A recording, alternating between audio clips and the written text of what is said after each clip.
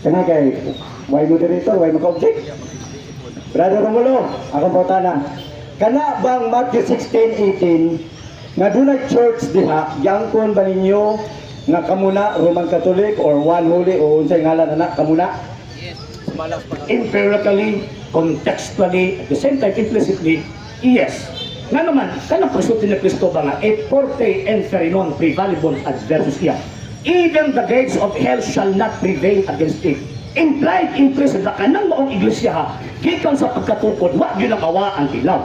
Kaya mo niya, even the gates of hell shall not prevail against. Contextually, mo pa ni St. Matthew chapter 28 verse 20, I will be with you always till the end of time.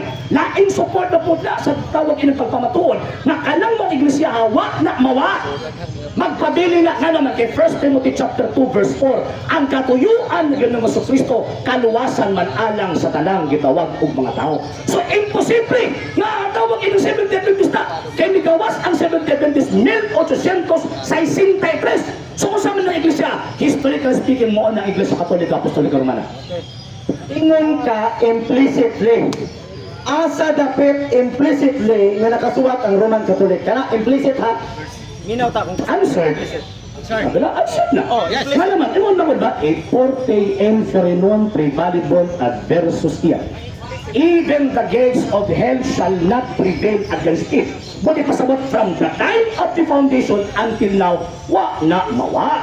So asa man iglesia aron? Historically speaking, mo ng iglesia Katolika, Apostolika, Romana. Manapag-claim ng mga mo ng iglesia Katolika, ang support ng mga evidence, ang gitawag og kasaysayan. Ang inyo, kanang inyong pagsupa. O sa evidence pag ebidensya, yaw-yaw lang, basa ng baba. Pero basa o baba. Ang sunod na kong pangutana, kailan pag-angko nimo nga implicitly nga kamo ng Roman Catholic, can be prove historical facts or not? Answer. Ano naman ako nagitubag ang ina, di ba? Lahat na tawag in, ulap lang. Ang Kristong yawa ng istorya na paminawa ito. Hindi ka maminaw ron. Maigwa ka ng prinsipyo sa Biblia. Di ba? Di ba magdalagan nila? Contextually, empirically, and also implicitly. Di ba? O, eman ko, implicitly, et forte inferi non prevalibus adversus iam. O sa rebot, pasabot na ko niya na ang iglesia existed from the time of the foundation until now. Ang usapan ng simbahan na, historically, o mo ang yung mga empirically ha, historically, mao ng iglesia Katolika, Apostolika, Romana. The New Book of Knowledge, volume 16, page 207, Grunier Encyclopedia, volume 5, page 106, and also Encyclopedia International, volume 15, page 520. O, wala akong support. Ano yung pagsupat? Kung saan yung mga binisya? Romano, paminaw. Ang akong pautan na ganina, historically facts ma-prove pa nimo. Daghan kay yaw-yaw, basa kay baba matud nimo. Akong pangutana ba, ma-prove pa nimo historical facts? Imong implicitly mo ka, yes. Karon sulod nga pangutana. Tagai ko, first century writer or books or any mention of one historical facts o writer nga gi-mention ang Roman Catholic para ma-prove nato nga historically nag-exist gud ay during Jesus Christ time. Tagay ko og first century book or sinulatan or statement sa usa ka historian nga na-mention niya na during first century. Tagay ko, Romulo. Ang question, deception. Nganong deception man ang tawag in question? Kaya ang term na Roman Catholic gigamit lang sa bagong kapanungunan, pinaagi sa pag-distinguish sa Roman Catholic Church o sa Protestant Church. At ang terminong nilitok ng word na Roman Catholic, hindi man ang simbahan Katolika, ay ang official ng simbahan Katoliko, one Holy Catholic and Apostolic Church. And that term Roman Church, it is a special rights of the church, not a name.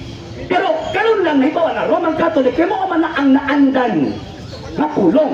So ano ni mo deception? Kasi sa first 1,000 years, there is only one Catholic Church and that exists. And that Catholic Church Encyclopedia, tawag ini Grunier Encyclopedia, volume 5, page 106, kana ang Catholic Church headed by the Pope. So ang question, kinsa man ang mga writers sa first century?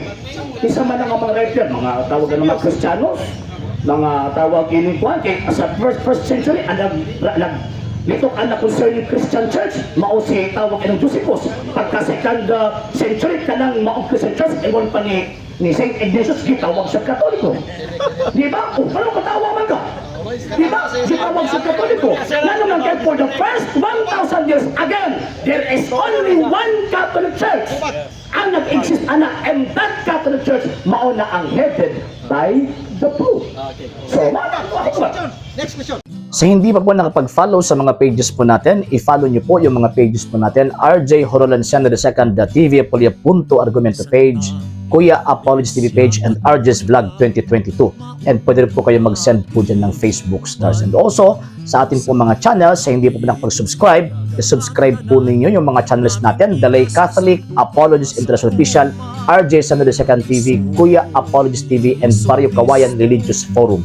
And pwede rin po kayo mag-send po dyan ng super sticker, super chats, and super thanks. And maraming salamat po sa mga kapatid at mga Katoliko na ulis pong tumutulong sa programa po natin. Maraming salamat po. Nang dahil po sa tulong at suporta po ninyo, ang programa po ito, until now, andito pa rin po sa social media. And until now din po, nangangailangan pa rin po tayo sa tulong at suporta po ninyo dahil wala po kami magagawa rito mga sir, mga ma'am, kung wala po yung tulong at suporta po ninyo. Sa gusto pong tumulong, sa gusto pong sumuporta, pwede po ninyong ipadala ang tulong at suporta po ninyo sa pamamagitan po ng ating mga account numbers dyan po sa ating pong screen. And pwede nyo po kaming i-message sa ating pong page kung via remittance po yung papadala po ninyo. Maraming salamat po in advance.